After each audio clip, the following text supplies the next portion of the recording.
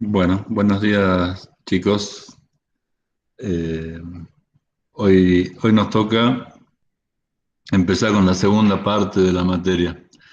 Yo les debo algunas devoluciones de la primera parte, o sea, lo que es los resultados del primer parcial, que ya los vamos a publicar el lunes 12 de octubre. Me voy a ocupar de ya poner las notas, computar los puntos virtuales a los que le corresponden y demás. Eso el lunes a la tarde va a estar publicado más tarde. Y con relación, bueno, al concurso de foto, eh, hay algunas preguntas que no contesté todavía. Sé quién es el ganador que va a ir a retirar el libro, el premio, a partir del lunes ahí a la guardia de la facultad, que ahí va a quedar en resguardo para que se lo entregue, porque todavía no tenemos circulación libre dentro de la facultad.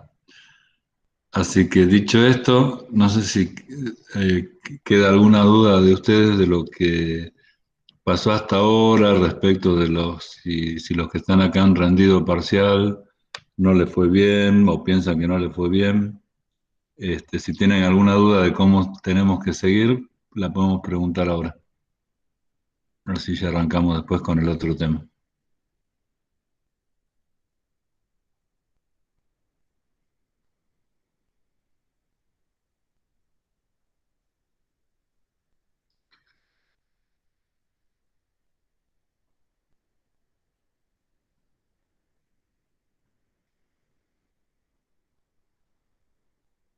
¿No hay duda o no me escuchan, chicos?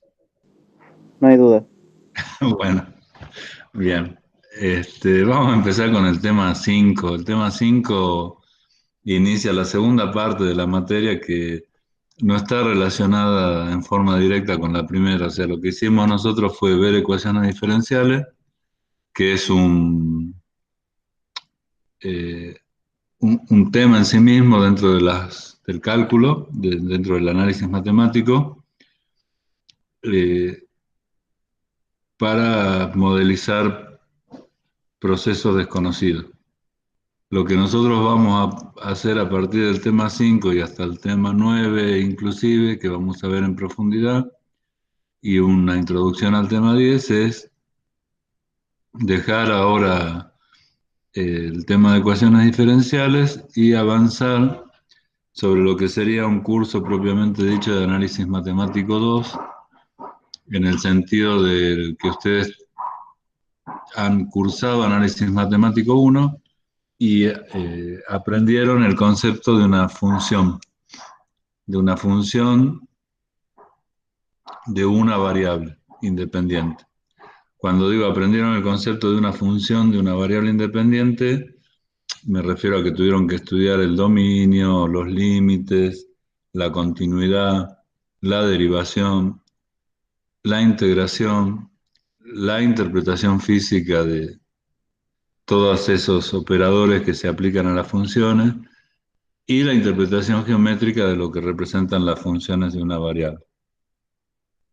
En la ingeniería, en términos generales, hay poquitas funciones que se pueden representar como funciones de una variable independiente, porque en general en los procesos reales actúan simultáneamente más de una.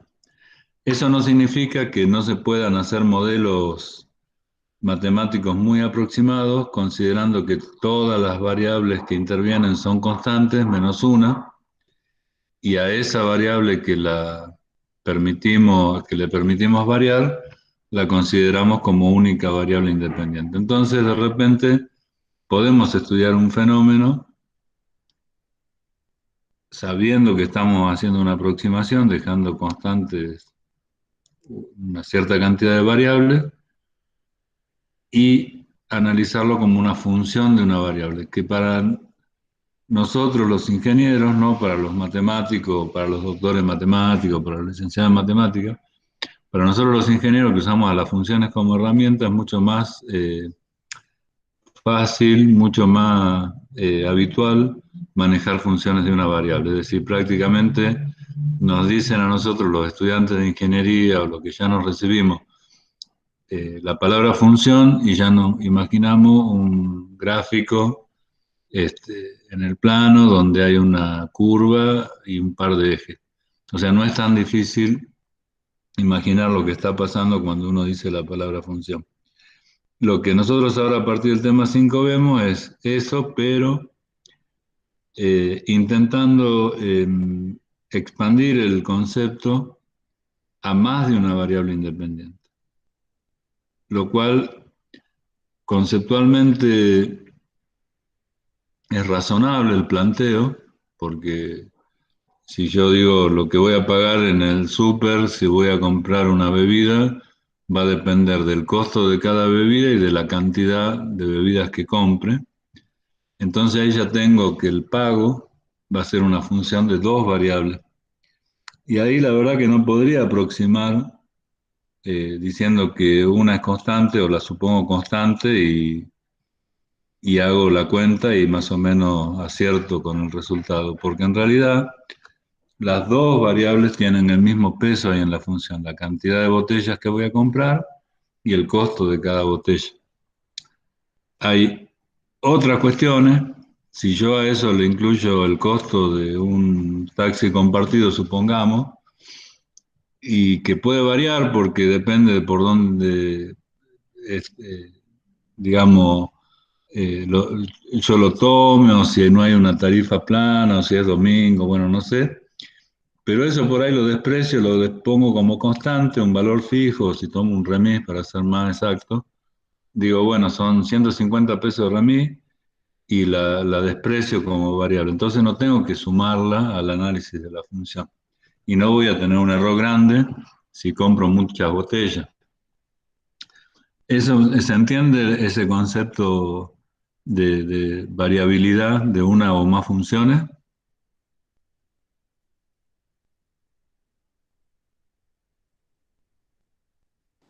Sí, profe. Además de Maximiliano, que siempre me tira centro contestando, alguno quiere poner. Ahí está Brenda. Gracias, Brenda. Muy amable. Muy amable, Brenda. Ya pusiste. Ese es el concepto general, digamos, de una función de varias variables. Podemos obviarla o no. Hasta ahora, en la mayoría de los análisis que hemos hecho en la carrera, digamos, hasta este primer curso de análisis 2, inclusive en las ecuaciones diferenciales hemos dejado de lado más de una variable independiente. Y en todo análisis 1 también. Y salvo contadas excepciones para hacer algunas gráficas o demás, en álgebra, siempre nos referimos a una sola variable. Vamos a ver un poquitito eh, lo que significa, digamos, ahora la introducción a funciones de más de una variable. En los textos, lo que acá dice función real dependiente de varias variables reales, se conoce como campo escalar, que es indistinto, ¿no es cierto?, decir una función de varias variables reales o decir un campo escalar. ¿Por qué ambos nombres? Bueno, el de función de varias variables viene de que el concepto de función se mantiene, o sea, para cada valor de las variables existe un único valor de la función. Para cada combinación del valor de las variables independientes existe un único valor de la función.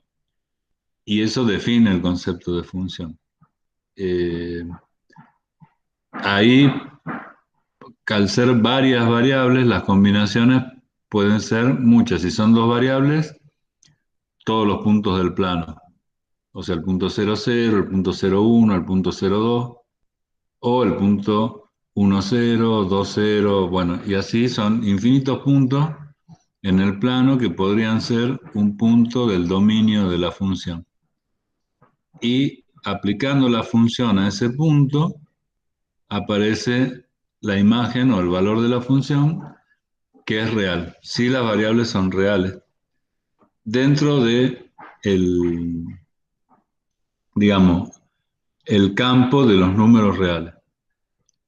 Y habitualmente a esa función de más de una variable se la denomina campo escalar. ¿Por qué? Porque las variables son escalares. Todas las variables que puedan intervenir van a ser escalares. En el ejemplo del súper, número de botella, precio unitario, costo del remis, pongamos. No hay ni un vector ahí. Y el valor de la imagen, de la función como la presentemos nosotros, también va a ser un escalar. Va a ser un precio, o un costo, o un pago. Entonces, al ser todas las magnitudes escalares, eh, la disciplina, digamos, de la matemática, eso se lo llama campo escalar, porque es un conjunto de números que son escalares a diferencia de los vectoriales. Y dentro de los escalares, a diferencia de los complejos, porque dentro de los valores numéricos reales no consideramos la posibilidad de que haya un número complejo. Es decir, la combinación de las variables en una determinada función, para que la función exista en el campo real, tienen que darse esa combinación de tal forma que el resultado de la función esté dentro del campo de los reales. Por ejemplo, si tenemos que z es igual a la raíz de x menos y, o sea, z sería la función de dos variables. X e y serían las dos variables independientes. Y la función en sí misma sería la raíz cuadrada de x menos y. Si y fuese en valor absoluto más grande que x, nos quedaría una raíz negativa. Y z no podríamos definirla en el campo de los reales. Entonces ahí lo que ocurre es que ese punto o esos puntos en los que y es más grande que x en valor absoluto, o que la resta esa da negativa, podemos plantearlo así también, son puntos que no pertenecen al dominio de la función. Eso es en términos muy generales y prácticamente repitiendo los conceptos de una función de una variable, que es lo que tenemos nosotros sólidamente afianzados, digamos, en nuestro esquema de pensamiento. En una función de una variable también, si nos tocaba la raíz de x y x valía menos 4, bueno, ahí decíamos que ese punto menos 4 no pertenecía al dominio de la función y no la estudiábamos dentro del campo de los reales. La ingeniería trabaja con números reales en términos generales. La ingeniería está al nivel que nosotros la manejamos, ¿no es cierto?, como ingenieros. Eso no significa que para avanzar más allá de la frontera del conocimiento haya que, en el campo de la matemática, usar todo tipo de cuestiones que nosotros los ingenieros podemos aprender, tenemos las condiciones, pero no es nuestro perfil profesional. Entonces, por suerte, digo yo, elegimos algo un poco más concreto dentro de la matemática, que es una ciencia apasionante, pero compleja, ¿no es cierto?, para los niveles de abstracción que tenemos nosotros. La definición de campo escalar es la definición como si fuera la de una función de una variable, pero en donde la función pasa a ser de n variables. Ese número n es la cantidad de variables independientes que nosotros consideramos que se deben poner en juego para armar una función con la aproximación que necesitamos. Pueden ser dos o más para que sea de varias variables. Y el más ese, o sea, dos o más, el más no tiene un límite establecido. Pueden ser, no sé, 3 variables, también pueden ser 90 variables. Lo que cambia es el grado de complejidad del análisis funcional. Pero en principio, conceptualmente da lo mismo que una función sea de 2 variables o de 6 variables para el caso si es de varias variables. La definición que nosotros usamos es la misma que para funciones de una variable, es una aplicación que parte de un dominio que está en un subconjunto S que está incluido en Rn.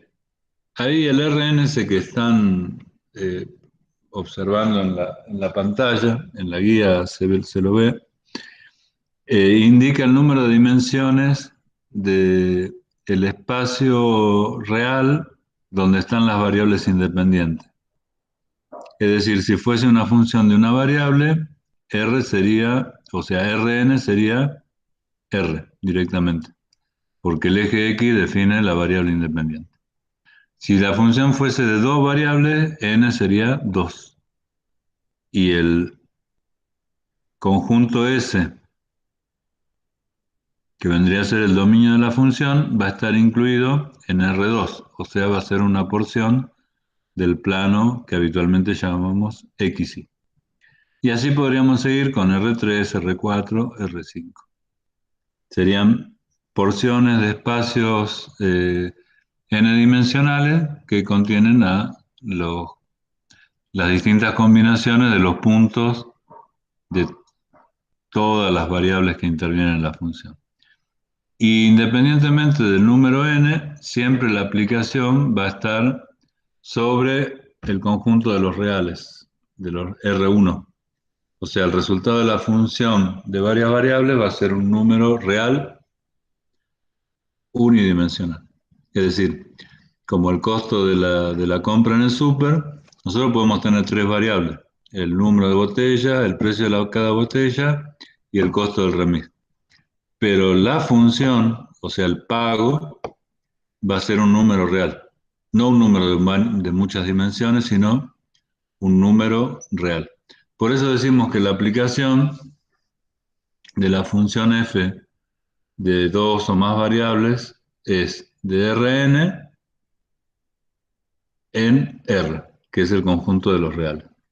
Y asigna a cada punto, que acá vamos a tratar de aclarar un poquito la notación que vamos a usar frecuentemente, que asigna a cada punto de ese dominio que está en Rn un único valor real, que va a pertenecer, bueno, obviamente a R si es real. ¿Qué significa, perdón, esta notación? Que el punto del dominio que nosotros tomamos para aplicar la función, si la función es de 2 o más variables, va a ser un punto que va a tener 2 o más componentes. Por ejemplo, si la función depende de x y de y, en un punto determinado del dominio va a haber un valor de x y un valor de y. Podríamos poner x e y ya está, ahí entre paréntesis. Pero después cuando vienen 3 variables ya tendríamos que poner x, y z. Y cuando vienen 4 tendríamos que buscar otra letra para evitar ese tipo de complicación innecesaria. Y como ya nosotros estamos acostumbrados a usar x como variable, asociamos el conjunto de un número de variables con el conjunto de componentes de un punto en el espacio, que puede ser en el espacio R2, en el espacio R3 o en el espacio Rn. Y ese conjunto de puntos lo llamamos x1, x2 hasta xn. Y todo ese conjunto de puntos es un solo punto que está definido en la dimensión n. Es muy parecido al concepto de vector, digamos, o sea, que los x1, x2, xn vendrían a oficiar de componentes de ese vector. ¿Cómo vamos hasta ahí?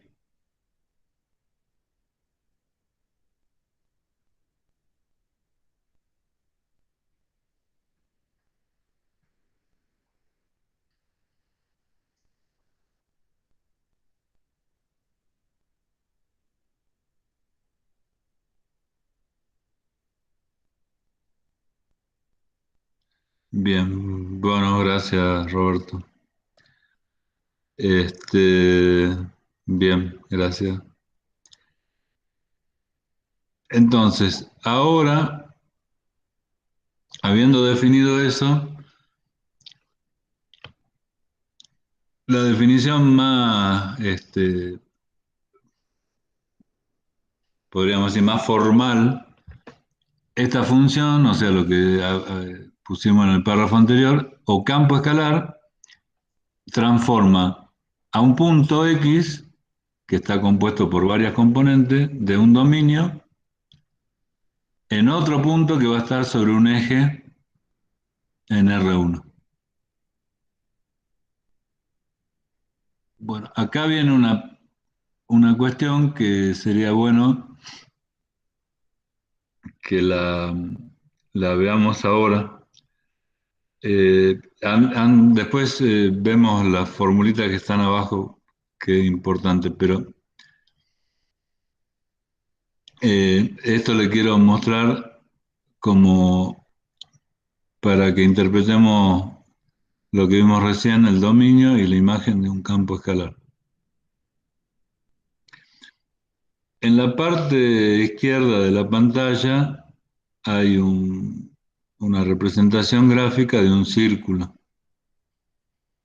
que, bueno, más allá de la escala, tiene un radio 1, tiene un centro en el origen y está definido en un sistema de dos ejes coordenados X e Y. Esa función que define el círculo, nosotros la podemos escribir ya sea como dos funciones y de x, una con la raíz positiva, una con la raíz negativa, pero nos manejamos para poder establecer analíticamente qué es ese círculo. Lo que vamos a imaginar ahora es que este círculo que está en la figura resaltada, lo definimos como dominio de un campo escalar o una función que llamamos z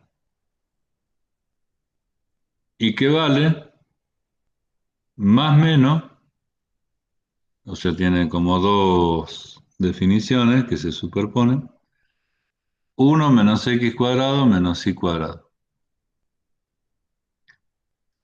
Bien, analicemos primero la función que nosotros acabamos de definir como campo escalar. Z depende de dos variables, x e y. Las dos pueden variar independientemente una de la otra, por eso son dos variables independientes. X puede tomar cualquier valor e Y puede tomar cualquier valor. Si nosotros no establecemos un dominio para esa función o campo escalar, realmente X e Y pueden tomar cualquier valor entre menos infinito e infinito. Si nosotros no le ponemos algún límite a X y a Y, porque son variables independientes. No depende X de Y, analizada la función que está recuadrada, no hay ninguna dependencia. Yo ahí puedo poner X igual a 200 e igual a 40 y calculo el resultado y bueno, si me da un número real es el valor de la función. Pero podría ocurrir que una combinación de X e Y en todo el plano XY arrojara un valor para la función Z que no pertenezca al campo de los número real. Eso de lo que dice el gráfico, bueno, que ahora no está resaltado, ahora quedó resaltada la función. De lo que dice la función, ustedes podrían imaginarse, por ejemplo, qué valores de i estarían fuera de la discusión para no generar una función imaginaria.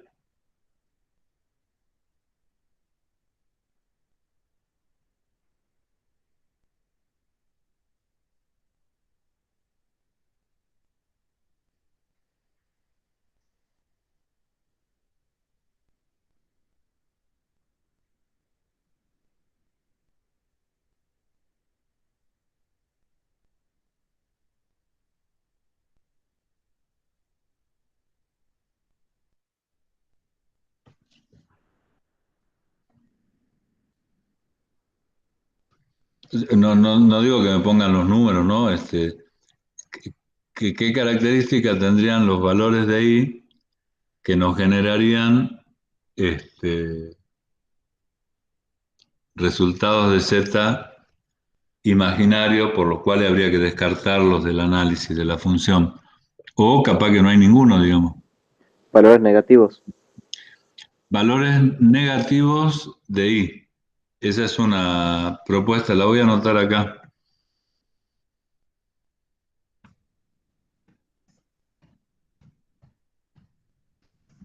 en el chat. Ustedes en la pantalla están viendo la función, ¿no es cierto? Sí. Sí. Entonces, descartaríamos valores negativos de i. Descartando solamente los valores negativos de i, aseguramos que cualquier combinación de i igual a 0 o positivo, con x entre menos infinito e infinito, arroje como resultado para z un número real. Vos, Maximiliano, ya esa no la podés responder. Perdón, ¿no? Pero... Bueno, No digo para que otros chicos intervengan, no es por nada. sí, sí. Vos ya, o sea, vos tiraste ya una línea de trabajo que hay que analizarla y hay que llegar a una conclusión. Ese es un punto y ya es una restricción para los que intervengan ahora. Valores negativos de i no pueden considerar. Pregunta, quedan los valores de i igual a 0 y todos los valores de i positivos. A ver, con esa restricción que puso Maximiliano, ¿para todos los valores de x la función resultante va a ser real?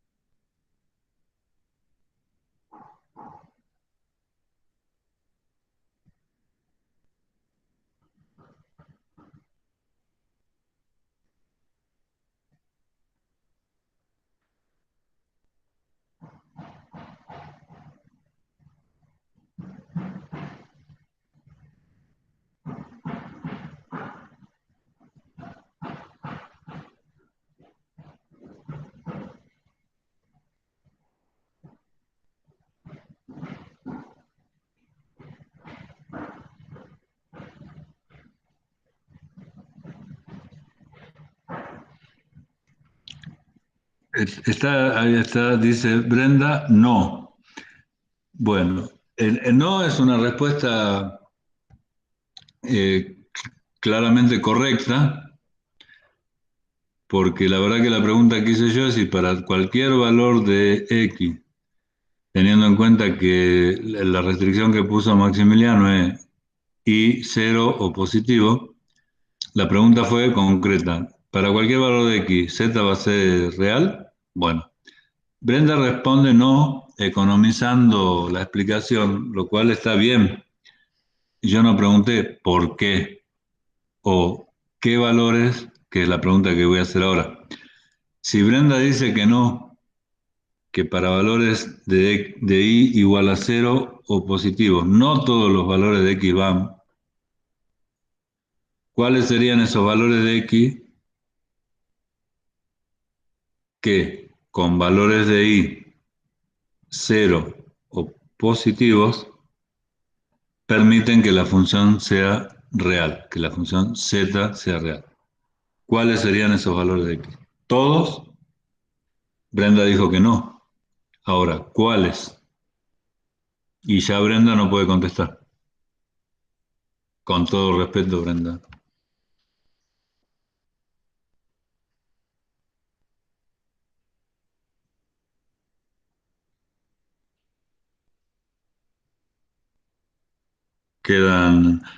Hoy en el aula quedan tres que no son ni Maximiliano ni Brenda, así que o José o Nicolás o Roberto algo van a tener que poner.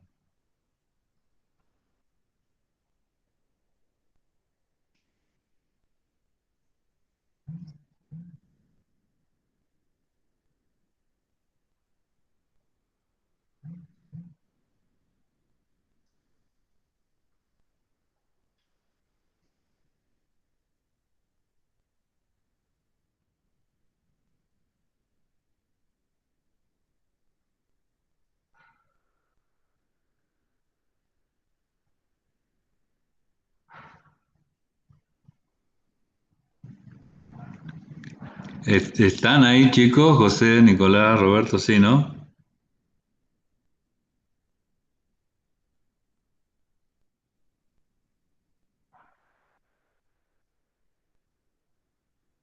Sí, profe, muy bien. Dale, Roberto, decime, ¿para qué valores de X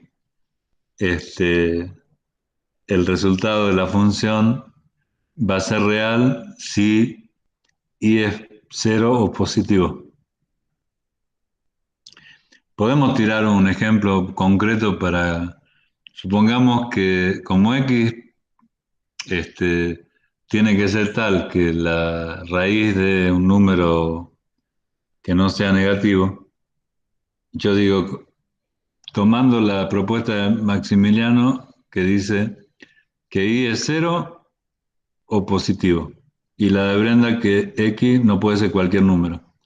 Y yo tiro un número entonces de los que valen para Maximiliano. Y es cero. ¿Cuánto puede valer X para que la función no sea imaginaria, el resultado de la función? Que ahora con I igual a cero, ¿no?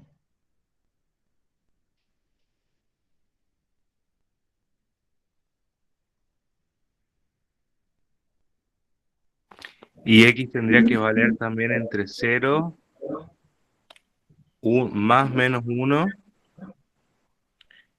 y... Y nada más, no digas más, ya no declares más que puede ser usado en tu contra. Ahí está perfecto. Ahí vos interpretás que como I es cero, bueno, no está ya en la fórmula. Y para que uno menos x al cuadrado no sea negativo, la única forma que x al cuadrado sea más pequeño o a lo sumo igual a uno, ¿no es cierto? Y ahí es donde vos propones que x tiene que ser en valor absoluto o menor o igual que uno, pongamos.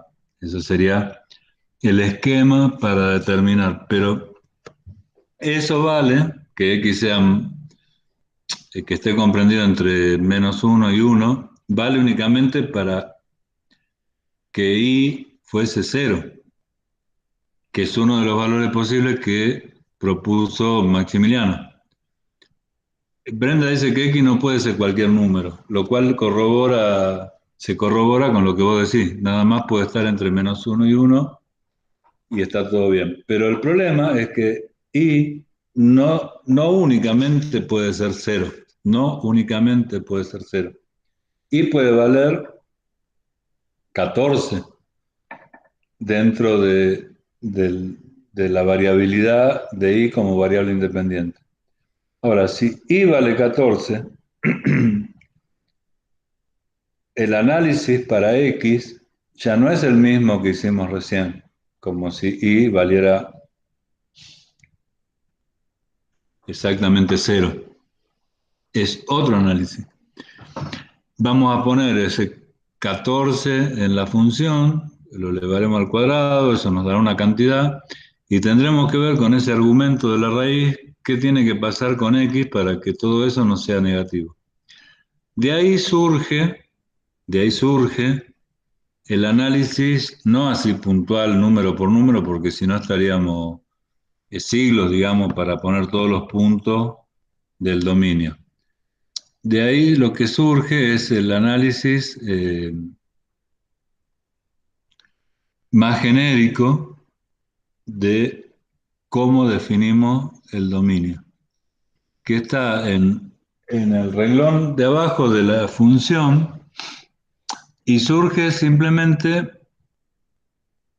de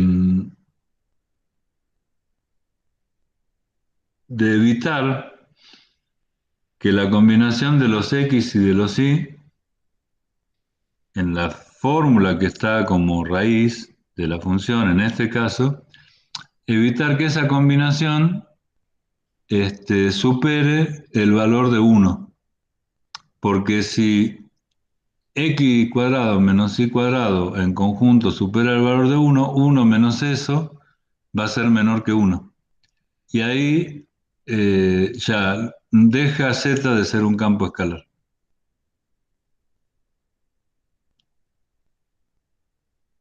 Como nosotros entendemos que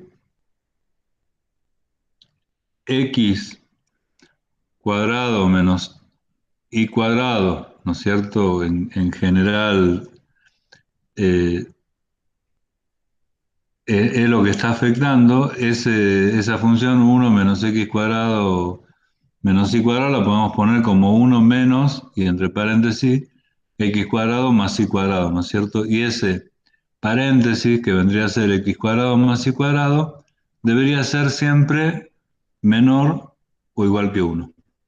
Eso lo podemos expresar analíticamente, que es en el recuadro que está abajo. Dice, o se lee así, S, que es el dominio, es igual al conjunto de puntos x, y que pertenece a R2, o sea, al plano, tales que para todo x y para todo y, x cuadrado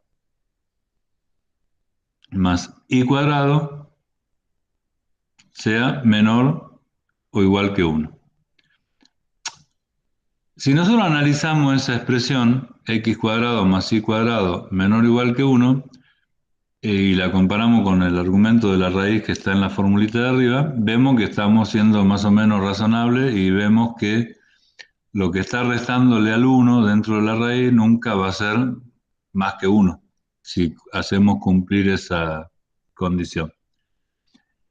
Y ahí viene el segundo análisis para poder hacer la ilustración del dominio. Cuando nosotros llegamos a una conclusión analítica de los valores a los que se restringe x e y, esa conclusión analítica la podemos dibujar, porque x cuadrado más y cuadrado menor o igual que 1, si bien es una inecuación, el borde de esa inecuación estaría dado por x cuadrado más y cuadrado igual a 1. Y nosotros sabemos representar gráficamente la función de una variable y igual a más la raíz de 1 menos x cuadrado. O la función de una sola variable y igual a menos raíz de 1 menos x cuadrado. Si eso lo representamos, nos va a dar este gráfico, que es un círculo, porque no es circunferencia, es círculo porque es menor o igual que 1, ¿no? X cuadrado más y cuadrado. Que es un círculo de radio 1. y que serían los puntos válidos para evaluar la función z. En otro punto del plano que yo quiera evaluar, me va a dar un número imaginario el resultado, en cualquier otro punto, en 2,2, en el que sea. Lo vamos a poder comprobar si queremos y va a dar imaginario.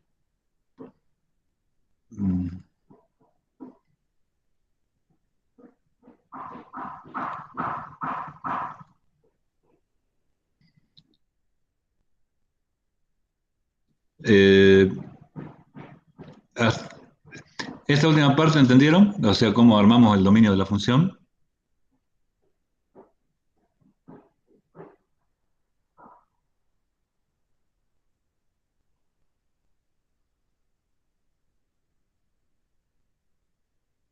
Ya todos pueden hablar, ¿eh? Tienen toda la palabra permitida, permitidísima. Sí, sí. Bien. Y ahí lo que hacemos es, una vez que definimos el dominio,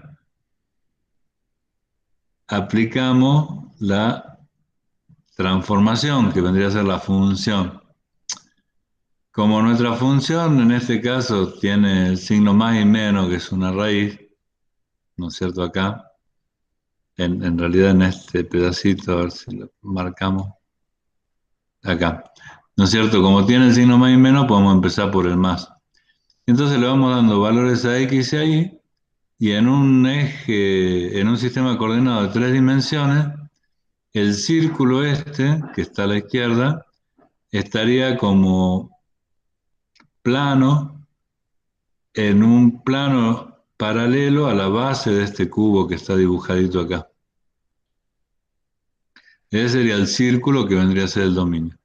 Y los puntos, bueno, para 0, 0, z vale 1. Entonces en el punto 0, 0, z va a tomar el valor más grandote que puede tomar la función.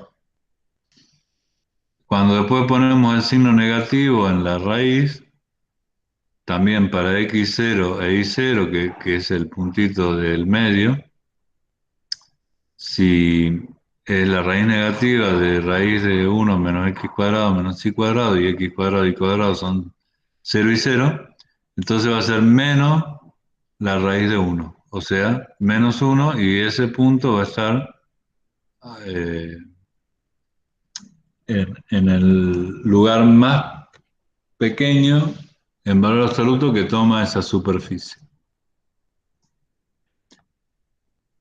Y acá, que vemos en conjunto la transformación,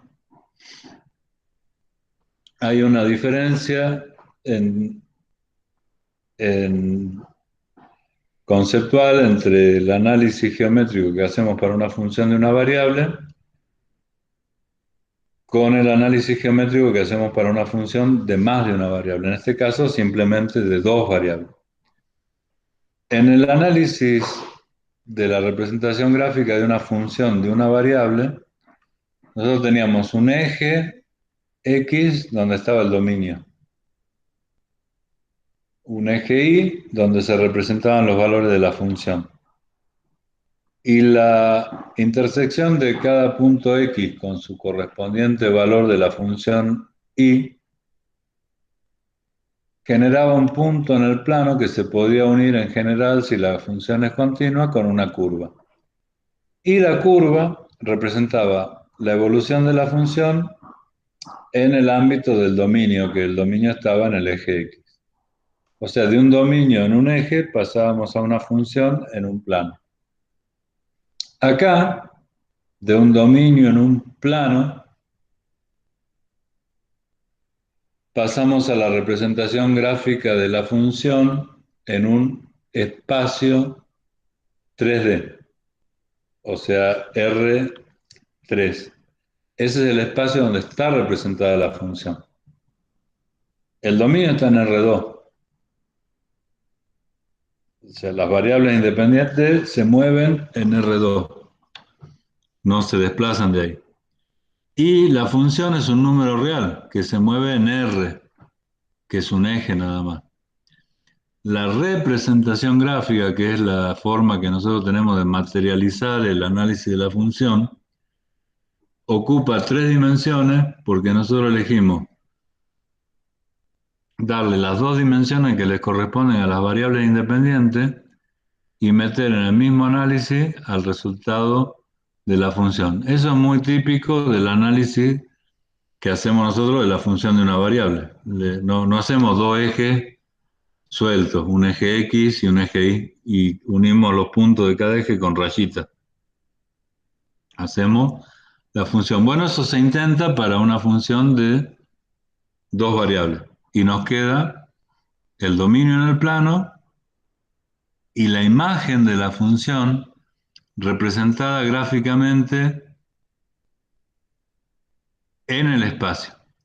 Lo que no significa que los valores de z sean vectoriales o estén ahí colgados en el espacio, son números reales y escalares. Esa sería la interpretación, digamos, de cómo representamos gráficamente. ¿Se entendió esto último?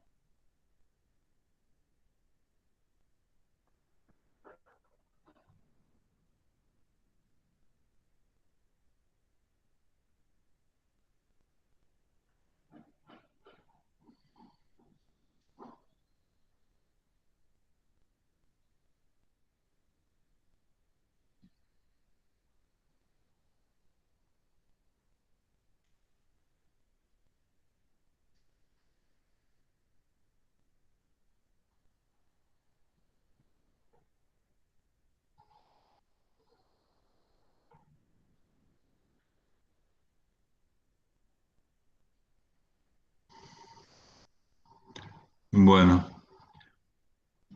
gracias. Como vimos hace un ratito, que la función escalar de varias variables sea de 2 o más variables, no cambia el concepto. O sea, el análisis es el mismo, hay un dominio y una imagen. El dominio, en vez de estar formado por puntos en el plano, que serían los que corresponden a las 2 variables combinadas, ya estarían formados por puntos en otros lugares, no en el plano.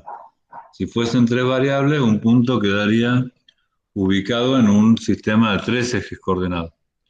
Si fuesen 4 variables independientes, el punto quedaría ubicado en un sistema de 4 ejes coordenados. Ahora, desde nuestra concepción visual, física y mental, eh, recién lo que vimos, o lo que todavía está en la pantalla, es a partir de un dominio en el plano, la representación gráfica en el espacio. ¿Qué pasaría si ahora a la imagen que está a la derecha del dibujito, la tomamos como un dominio de una función de 3 variables? O sea, los puntos que están ahí adentro de esa esfera sólida serían x cuadrado más y cuadrado más z cuadrado menor o igual que 1. Supongamos que tenemos la función w igual a la raíz de 1 menos x cuadrado menos y cuadrado menos z cuadrado. Ahí ya sería una función de 3 variables. Y lo que antes para nosotros era la imagen, ahora es el dominio de una nueva función. ¿En dónde representarían gráficamente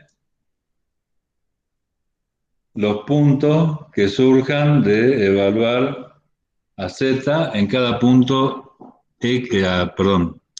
a w, a la nueva función, en cada punto x y z? Si tuvieran que hacer un dibujo, o sea, una flechita más para este lado y de repente hacer un dibujo con el gráfico de una función cuyo dominio fuese este que está acá. ¿En dónde o cómo lo representarían?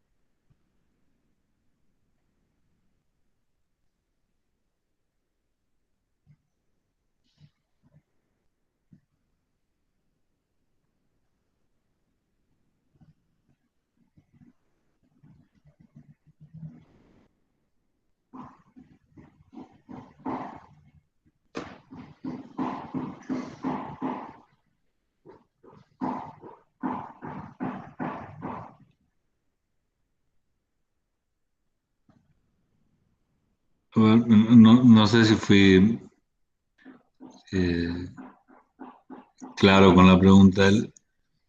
Vieron que del círculo que ustedes definieron como dominio, cuando hacemos la representación gráfica de la función z igual a la raíz de 1 menos x cuadrado menos y cuadrado, nos queda, pum, una esfera. Ahora, podríamos tener perfectamente una función de tres variables que fuese raíz cuadrada de 1 menos x cuadrado menos y cuadrado menos z cuadrado igual a w, por ejemplo, ¿no es cierto? Ahí el dominio sería la esferita esa que vimos nosotros, donde x cuadrado más y cuadrado más z cuadrado no podrían ser más que 1. Si la función w fuese w igual a raíz de 1 menos x cuadrado menos y cuadrado menos z cuadrado, a cada punto de ese dominio en el espacio tridimensional, ¿a dónde le correspondería que dibujemos su imagen?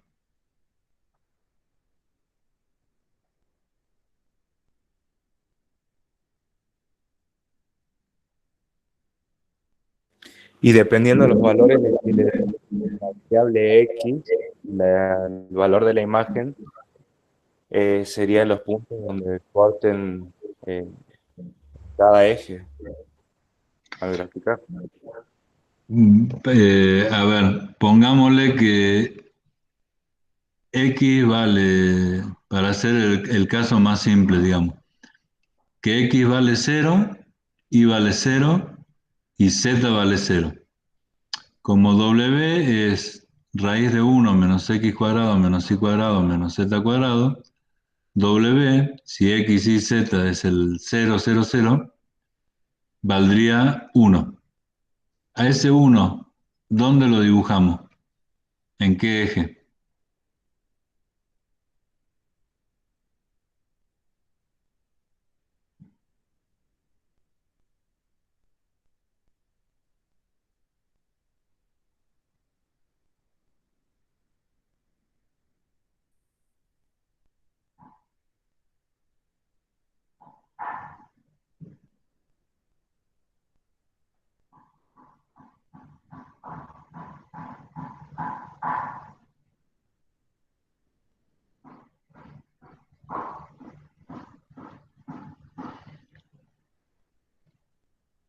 O sea, de los ejes coordenados, uno lo usamos para x, el otro lo usamos para y, el otro lo usamos para z.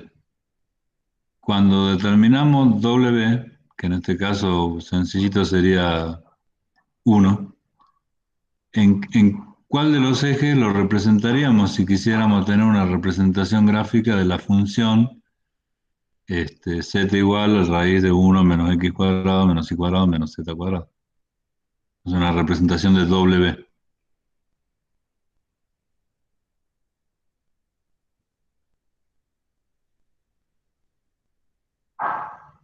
Sería un punto, profe, o sea, tenemos los valores de Z, de X y W. Perdón, de Z, de X, de Y. Sí. Entonces, si usted me dice que el valor de la función sería igual a 1, se representaría con un punto, gráficamente. Bien. ¿Y ese punto a dónde lo pondrías gráficamente? ¿En cuál de los tres ejes? ¿X, Y, Z? O, Ese punto está dentro del dominio. mm, bueno, ahí hay un concepto que hay que justamente tratar de entre todos resolverlo, porque la imagen no está dentro del dominio. Y Z claramente es la imagen de lo que pasa con las tres variables. Por ejemplo, en el caso del circulito que están viendo a la izquierda, que es el dominio, cuando nosotros graficamos la esfera, no hay ningún punto de la esfera, salvo el círculo, digamos, para la función igual a 0, que está sobre el plano X, y que coincida con los puntos del dominio que están en el plano. O sea, acá en esta función, si nosotros suponemos que X y que Y valen 0, Z sería 1. Ahora, ese 1 no lo representamos en este plano. Ese 1 está representado en este espacio. Le dimos un eje a Z para que se luzca, digamos, como función, que no tiene que ver con el eje X ni con el eje Y. Entonces, cuando nosotros nos encontramos ahora en las manos con un valor de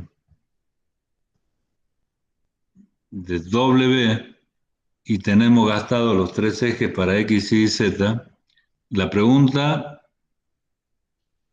es, si el valor de Z, de W, perdón, nos dio 1, ¿a dónde lo ponemos a ese 1?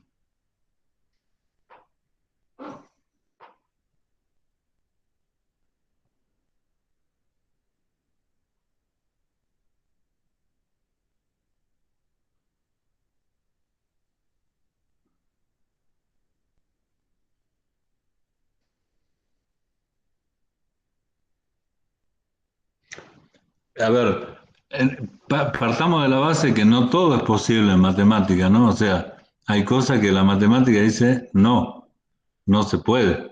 O sea, si bien es una ciencia que es infinitamente abstracta, las cosas que llevamos a la comprensión humana, como una representación gráfica, hay cosas que nosotros tenemos límites, no la matemática. A ver, Maximiliano dice A igual a A más 1. Ahí me mataste con... ¿Qué vendría a ser A para vos, Maximiliano? En la matemática eso no se puede explicar. En la Ah, programación es una asignación. está bien, está perfecto. Es un ejemplo de un caso inexplicable. En el caso de nuestra, perdón, no había entendido.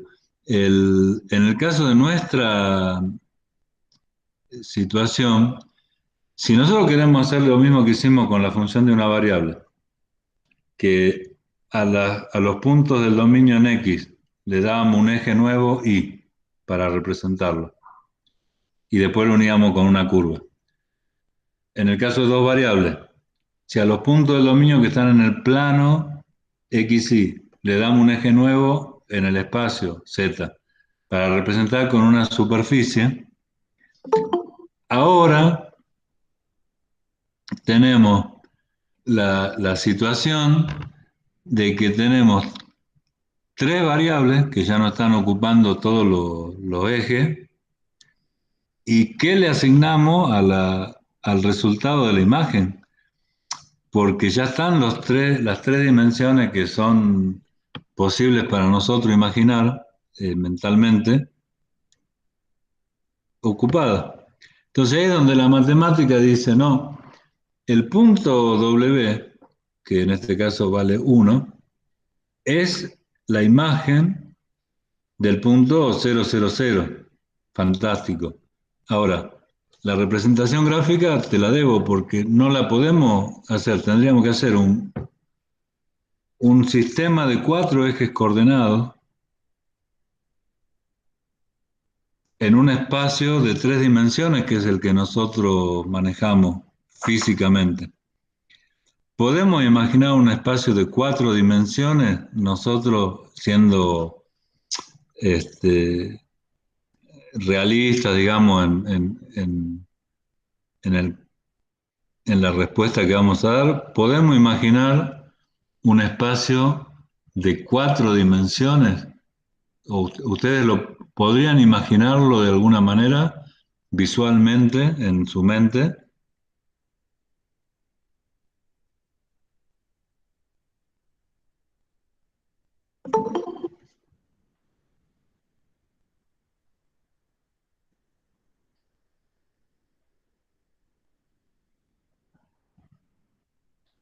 No. Bien, esa es una respuesta muy honesta, digamos, porque no tenemos esa capacidad. Sí nos podemos imaginar una función de 4 variables, por ejemplo la del súper. Si además de botellas de bebida yo voy a comprar, no sé, cajas de pañales,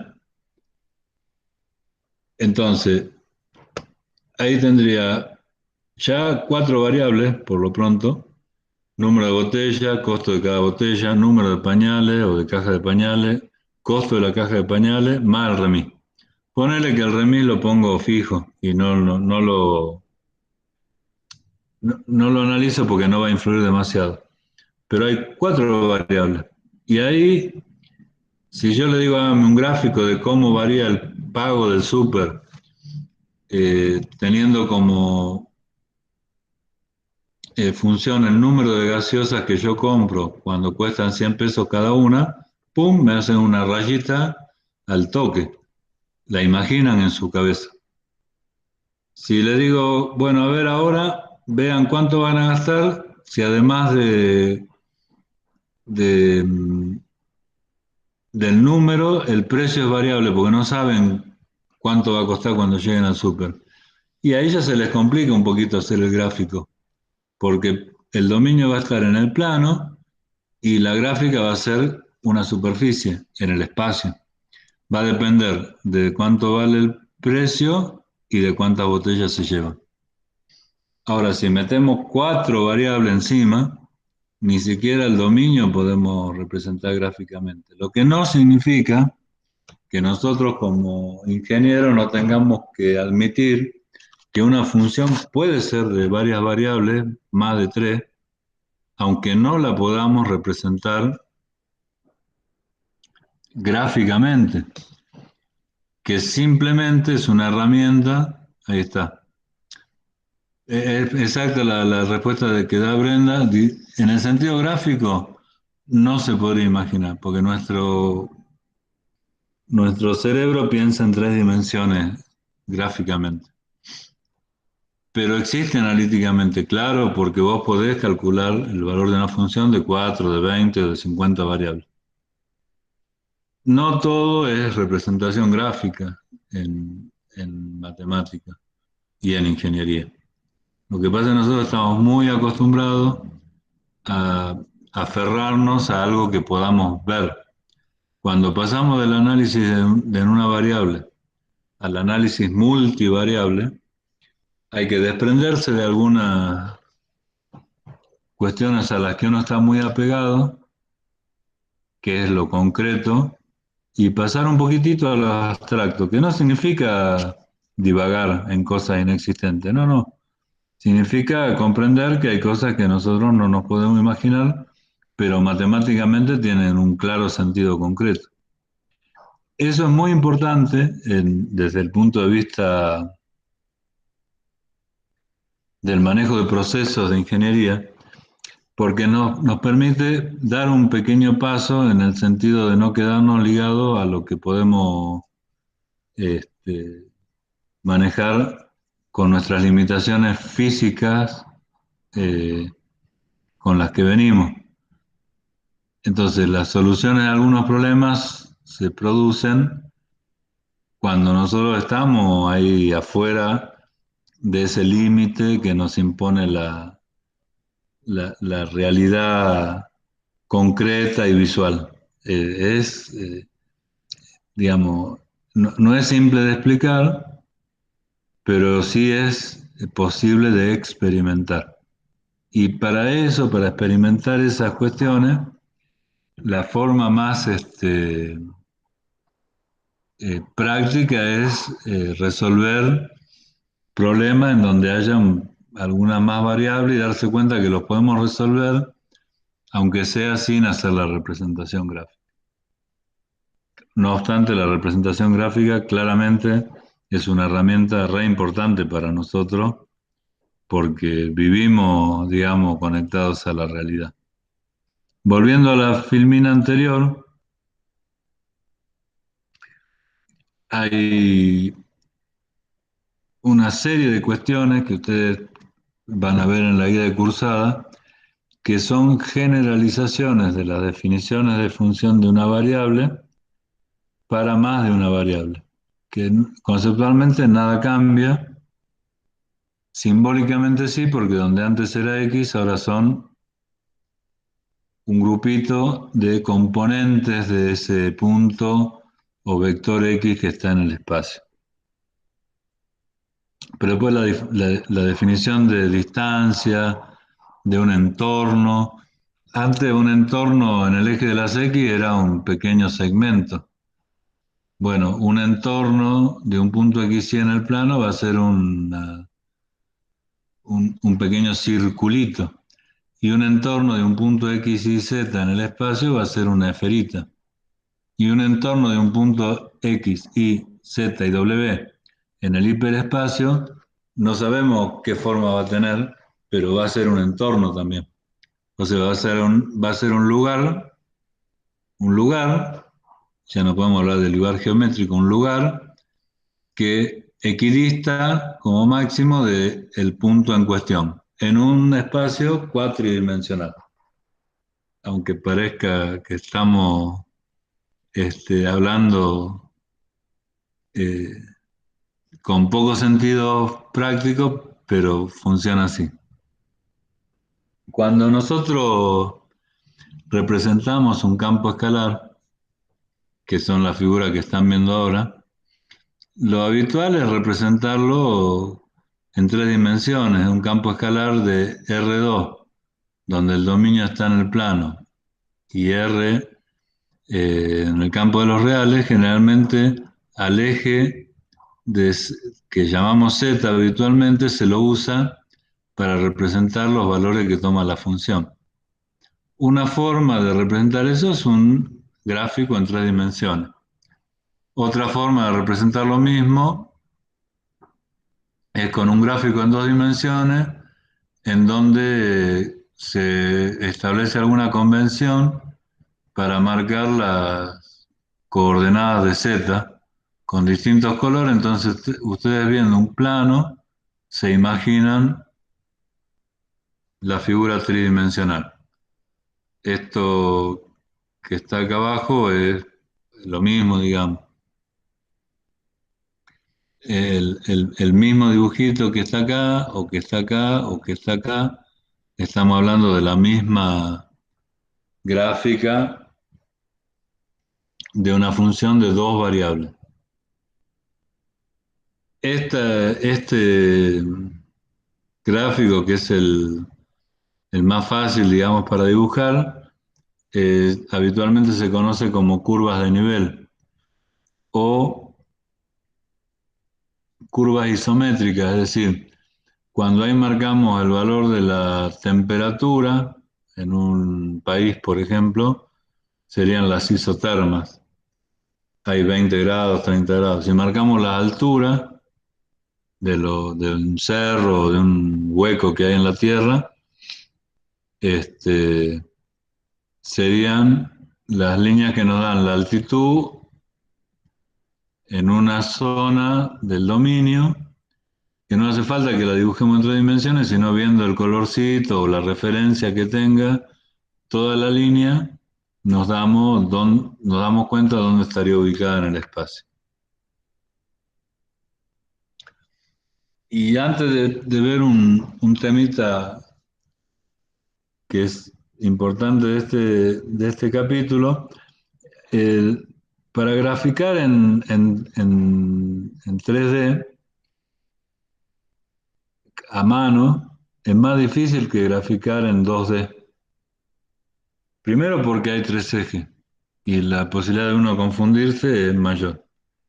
Después que las escalas tienen que ser muy bien hechas, con perspectiva y usando si usamos una perspectiva axonométrica y isométrica, bueno, el 1 del eje X no puede ser el mismo que el 1 del eje Y, por ejemplo. Bueno, hay que tener un cuidado muy, muy grande de dibujar. Por eso, nosotros le recomendamos este software que se puede usar en la compu o en el celular, es oficial de Microsoft, no tiene costo, o sea, lo ofrecen aunque uno no tenga el sistema operativo ni nada de Office o de Windows, nada, y se descarga ahí en la guía, en el aula, en el tema 5 está el link para descargar este, esta mini calculadora, vendría a ser, porque no llega a ser una aplicación en realidad.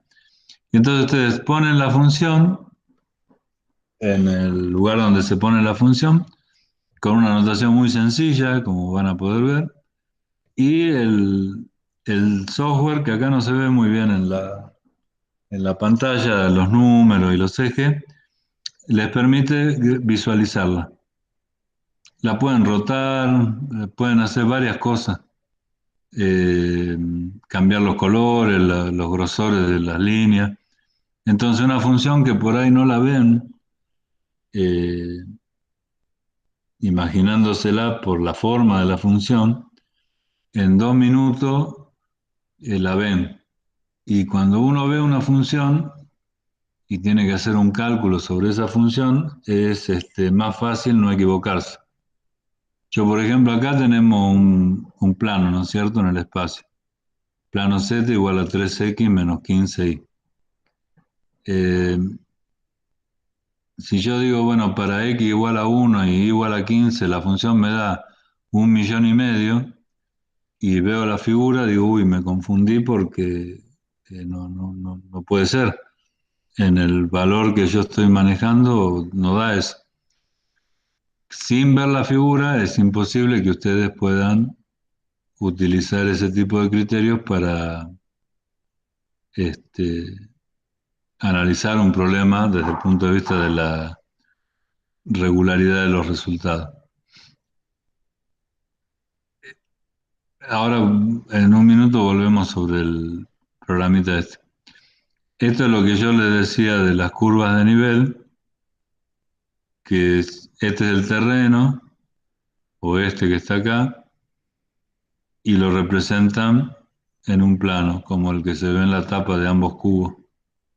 Obviamente en esos planos, en cada rayita que une puntos de igual altura, habría que indicar la altura. Por ejemplo, 500, si son 500 metros, acá 700, acá en este de acá 1000, pongámosle.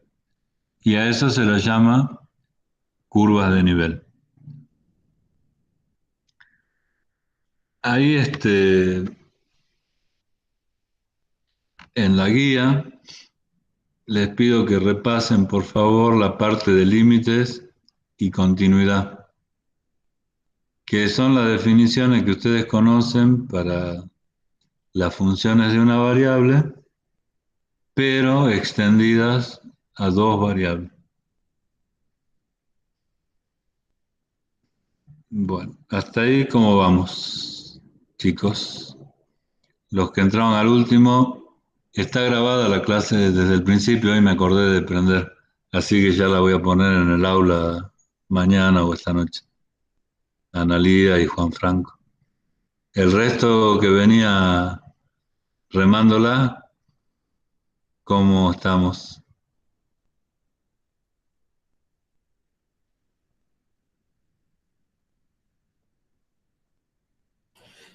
Por el momento, bien. Bueno, ahora lo que yo les quiero mostrar de esta parte de análisis de campos escalares, eh, todo lo que es límite y continuidad, así como lo que vimos de dominio y representación gráfica, es tratar de expandir nuestro criterio de una función de una variable a más variables, pero no cambian los conceptos. O sea, el concepto de dominio es el mismo, de imagen es el mismo, de límite es el mismo, la función va variando y si en algún punto que no está definida tiene un valor cada vez que se acerca más el punto de dominio a un determinado lugar, y bueno, decimos que el límite es ese valor, se define, etcétera, pero conceptualmente no cambia el concepto de límite ni de continuidad. Si en un punto del dominio el valor de la función coincide con el valor de su límite, la función de 2, 3 o n variables es continua. Eso no es un problema eh, tanto de interpretación, sino de definición y que no altera los conceptos. Yo ahora les quiero compartir, son 5 minutos, voy a tratar de compartir una gráfica. Un segundito, por favor, de lo que ustedes ya conocen, que son derivadas.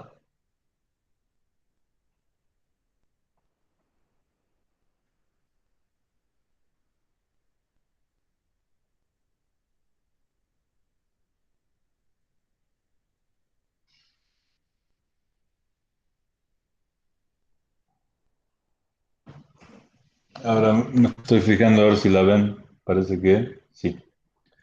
Bueno, acá volvemos a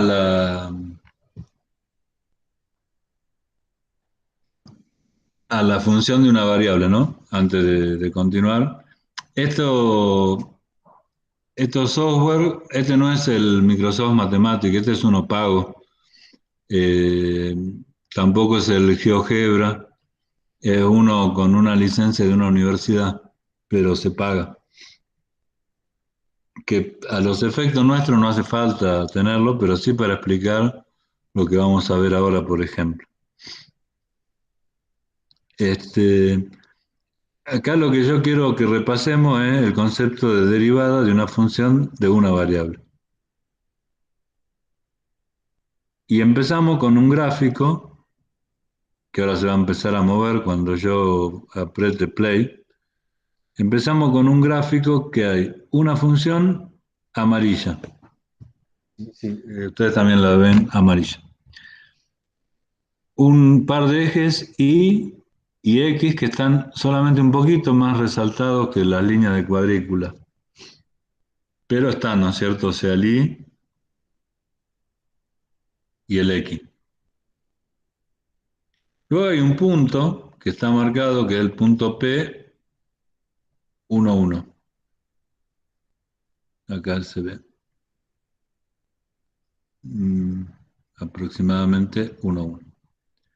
Después está marcado un delta X de 1, un H con un valor cualquiera,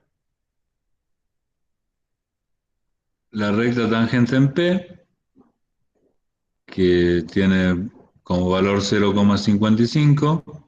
Recordemos que este cateto vale 1. Y esta sería la gráfica de una función. Acá H vale 1,7715, que es este valor, y el punto A está en el punto 1 para X, ¿no es cierto? El punto A. Eso es lo que indican estos dos casilleros del tablero de control. Bueno, Vamos a ver si ahora conseguimos empezamos. el significado de la derivada, un significado Gráfico de la derivada con esta aplicación. Empezamos a movernos en el gráfico. El eje X, como decíamos, bueno, el eje Y, como decíamos, ahora el cursor lo maneja el profe, así que yo estoy en el horno. Y la curva amarilla es el valor de la función que estamos analizando.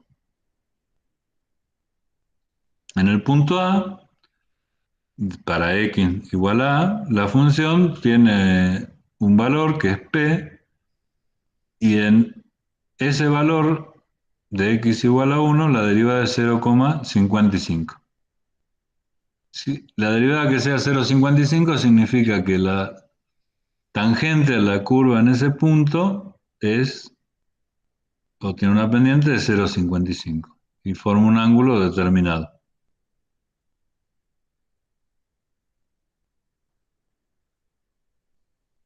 De ese punto A nosotros nos podemos desplazar más, por ejemplo, hasta la delta x igual a h, y en h el valor de q, ahí voy a parar un cachito, si no me va a ganar el profe, en h el valor de la función sería q.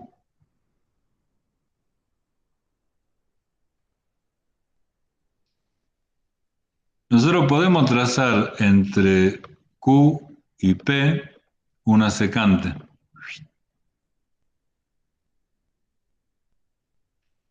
Y esa secante va a tener una pendiente, que acá está marcada como 1,83, que es diferente a la derivada de la función en el punto A, que es 0,55. Si a h lo hacemos más chiquitito, o sea, si a h lo reducimos, el valor de q y a su vez el valor de la pendiente va a ir disminuyendo y se va a ir acercando al 0,55.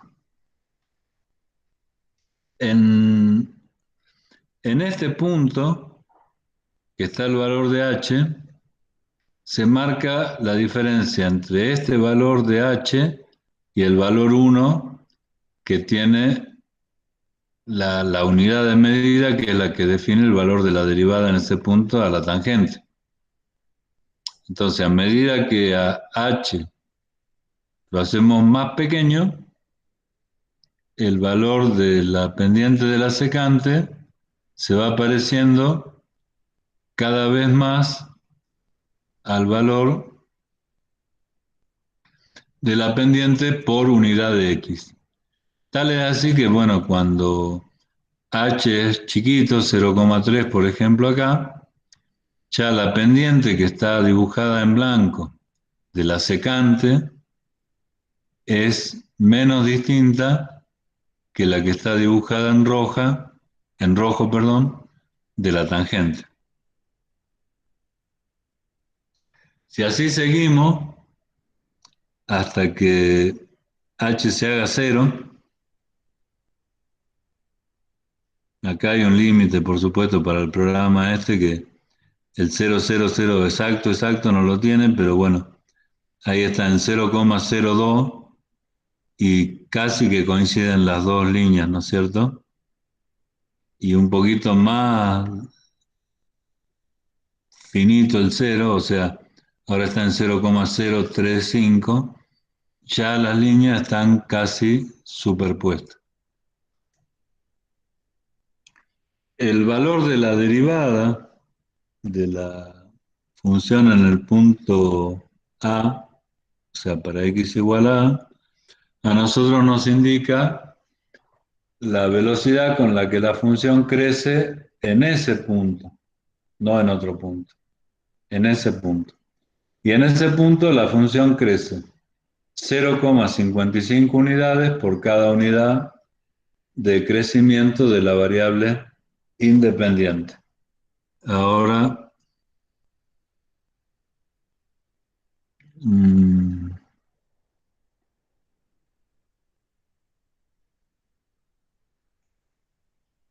les pregunto, ¿se ve?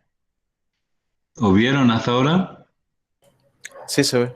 Bueno, ese es el análisis para una derivada de una función de una variable.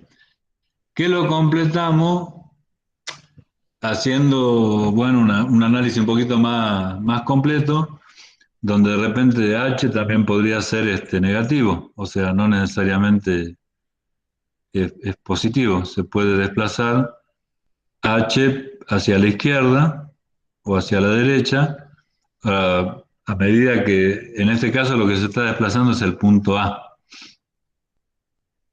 Si la derivada en el punto A, en vez de ser en el punto A igual a 1, va siendo en otro punto, la pendiente también va a cambiar. Si se desplaza para la izquierda, vemos, bueno, ahí esto le voy a repetir, porque no estuve muy feliz en la explicación. A ver. Ahí veníamos.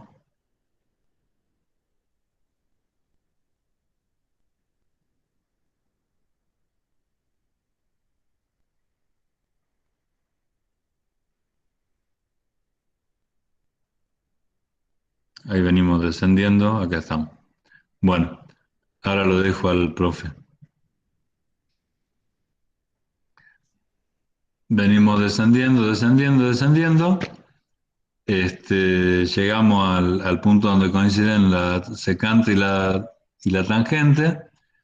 Y después, bueno, el punto A puede variar. La derivada no la calculamos siempre en el mismo lugar de la función. En este caso la hemos calculado en A. Si A varía, o sea, si A es otro punto, la tangente a la curva también varía. Que eso es lo que empezamos a ver recién.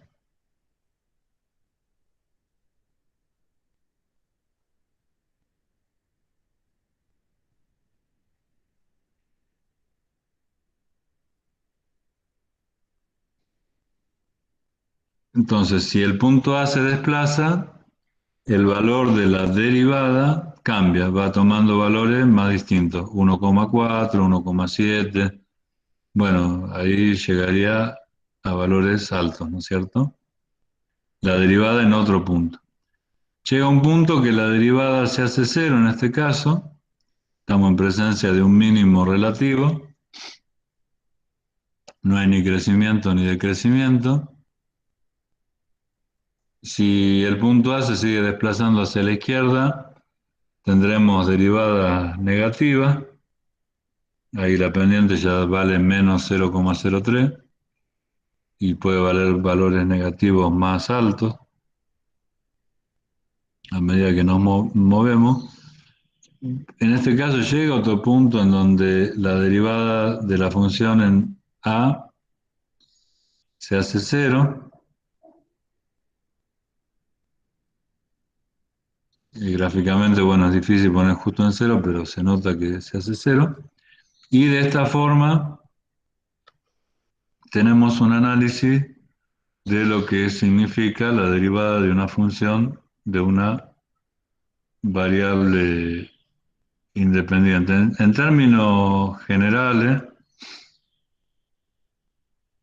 el concepto de la derivada de una función de una variable independiente está vinculado con la velocidad con la que la función cambia cuando cambia la variable independiente en un punto dado del dominio. Ese sería el concepto. Uno, conociendo la derivada, sabe si la función crece, decrece o no crece ni decrece en ese punto. Y en el análisis matemático 1 ustedes vieron el estudio de funciones de una variable a través de el cálculo de derivadas, criterios de determinación o clasificación de punto crítico. Eso es lo que nosotros tenemos de alguna manera incorporado en nuestro concepto de,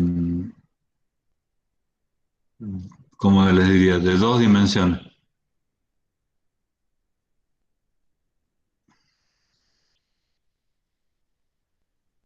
Si nosotros ahora, a ver si lo podemos ver ahí. Si nosotros ahora nos vamos a tres dimensiones, el concepto de derivada sigue estando, o sea, sigue siendo vigente. La derivada estudia el cambio, la velocidad de cambio de una función cuando la variable o las variables cambian. En una función de una variable hay una sola variable. O sea que la única posibilidad de que haya un cambio en la función es que cambie la variable. En el caso de una función de dos o más variables, hay más de una variable. Entonces la función puede cambiar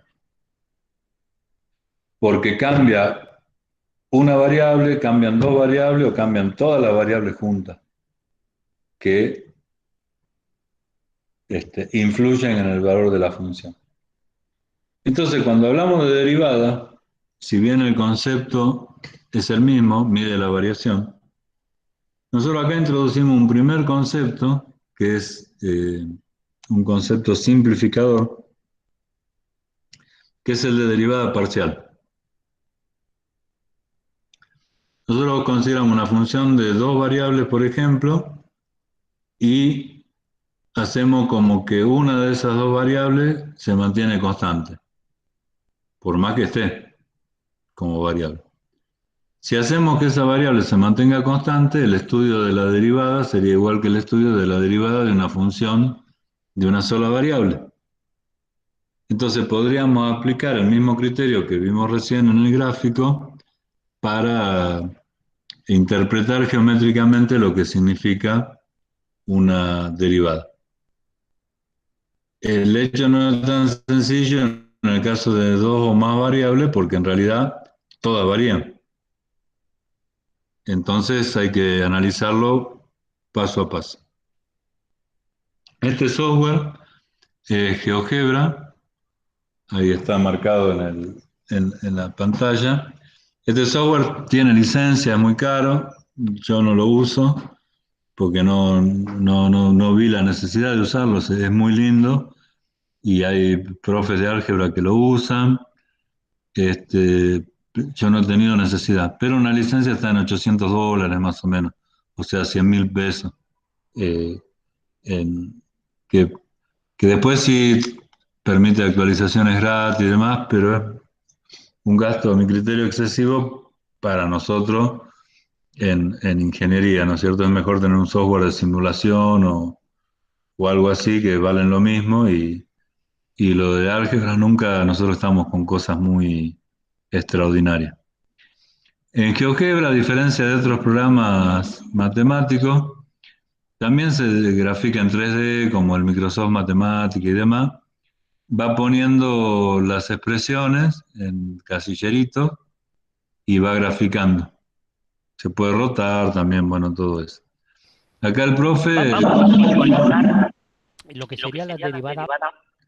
parte de de un ejercicio para visualizar una derivada parcial.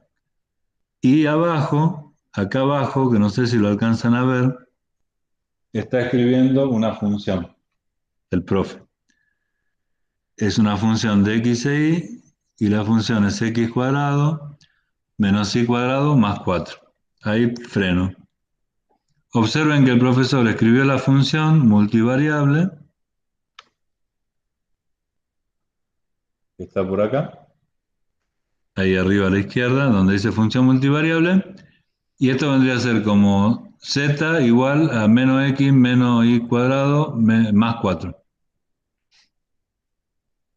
Automáticamente el software le graficó la función, le hace algunas líneas, eso se puede modificar, digamos, con todas las herramientas que tiene el software, que ahora lo va a ir haciendo el profe.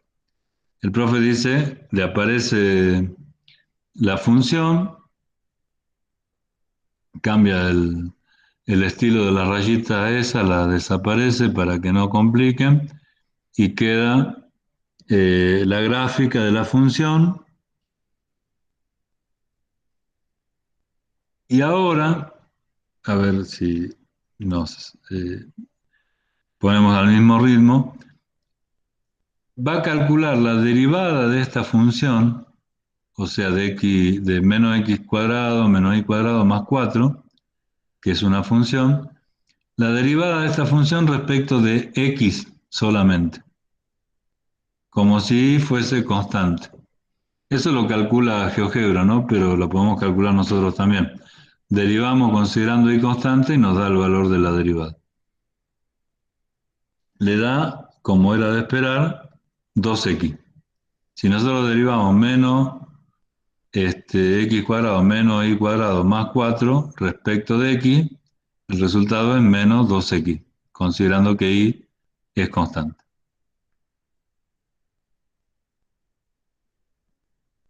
Y ese menos 2x, si lo graficamos en el plano XY, marca una rayita verde que está dibujada ya. Ya lo marcó el mismo programa. Y la función se pone en verde también. Ahora el profesor quiere analizar lo que pasa en un punto de la función, de esta función, que es una parábola, un paraboloide. Quiere analizar qué pasa en un punto, en el punto A.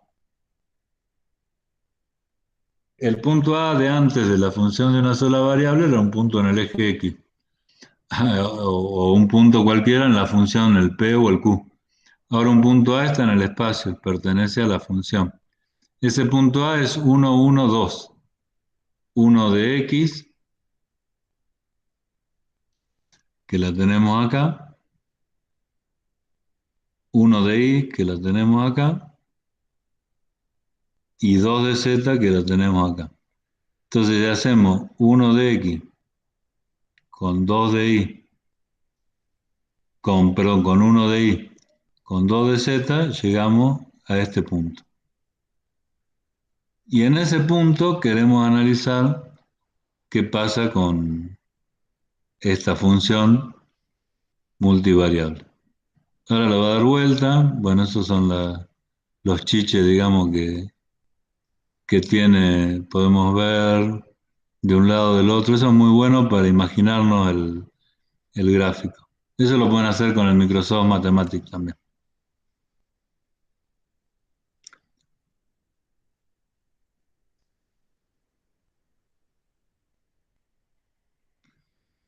Ahora, lo que quiere ver el profesor es esa derivada de la función respecto de x, ¿qué nos indica en ese punto 1, 1, 2 de la función? Entonces evalúa para 1, que vendría a ser el valor de x, el resultado es menos 2,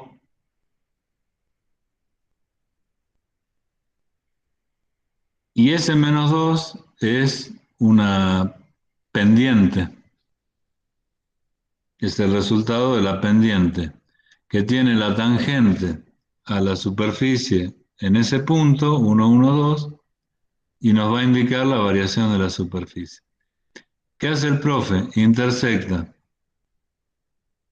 el plano igual a 1 con la función que nosotros estamos analizando. Ahora le va a cambiar un poquito el estilo para que se vea más resaltada la curva que queda de intersección.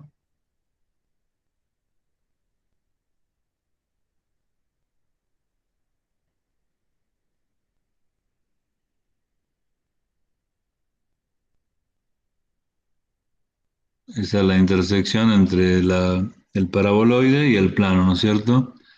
Ahora hace un poquito más gruesa la línea de intersección como para que se vea. Y de toda la función de dos variables que teníamos, nos queda ahora una línea en el espacio que ya representa una curva en la parte de la función que nosotros queremos analizar. Y este punto, celestito, es el punto en el cual queremos analizar la derivada, que ya sabemos que vale menos 2.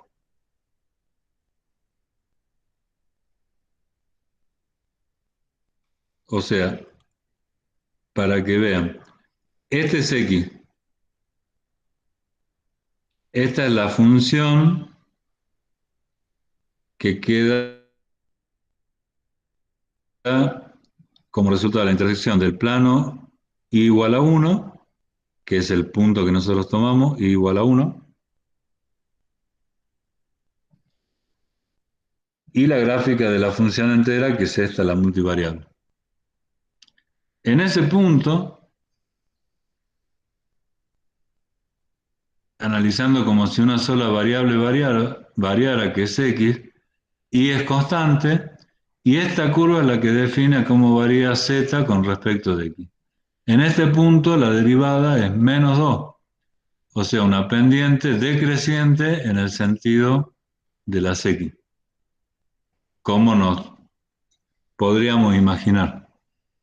¿Cómo la traza en este esquema? Bueno, tiene que hacer un pequeño, eh,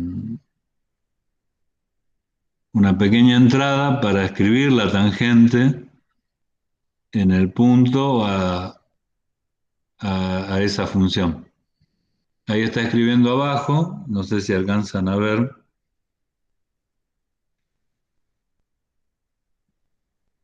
Está poniendo la tangente de la función en el punto 1, 1, que sería para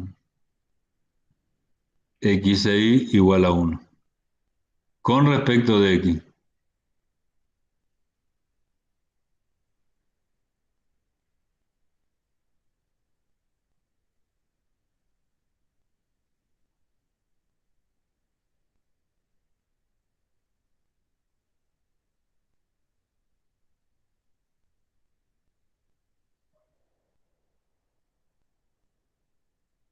Haciendo ahora la intersección, ¿no es cierto?, entre las dos últimas gráficas y ya poniendo la función,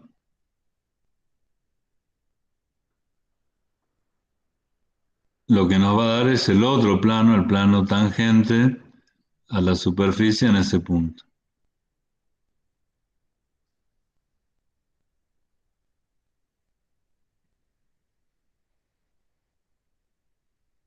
Y ahí el plano tangente y igual a 1 más el plano tangente al punto 1, 1, 2 definen una línea que ahora la va a tratar de dibujar el profe haciendo la intersección entre ambos planos.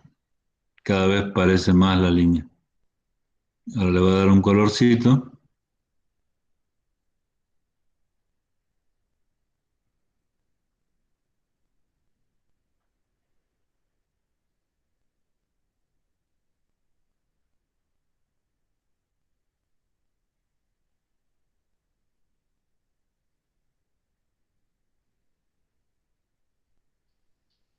Bueno, y ahí en la línea naranja que queda es la tangente a la superficie en ese punto.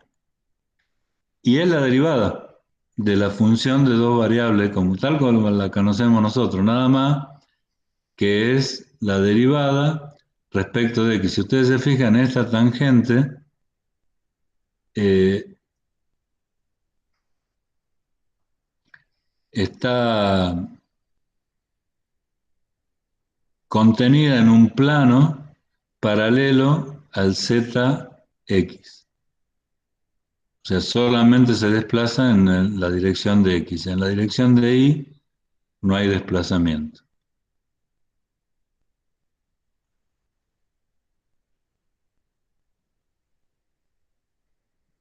Eso es como para que ustedes vean gráficamente cómo podemos interpretar una derivada parcial en una función de más de una variable.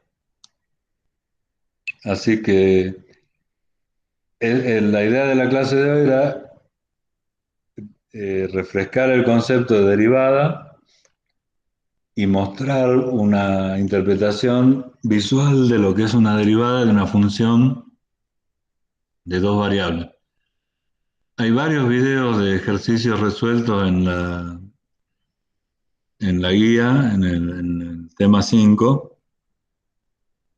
Estos dos que vimos recién están también subidos con el relato del mismo profesor. Son interesantes. Así que bueno, este es nuestro tema 5 que hay que resolver para la semana que viene.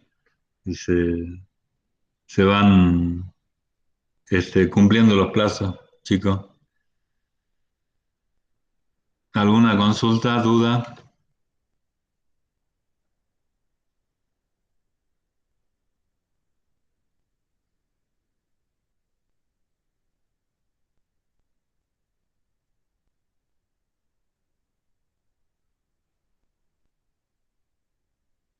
Bueno, igual, Brenda, hay que leer, ¿no? Hay que leer la guía y resolver la guía de cursada y resolver los ejercicios, porque hay que adquirir una cierta práctica en ejercitar nuestra mente para ver funciones de varias variables.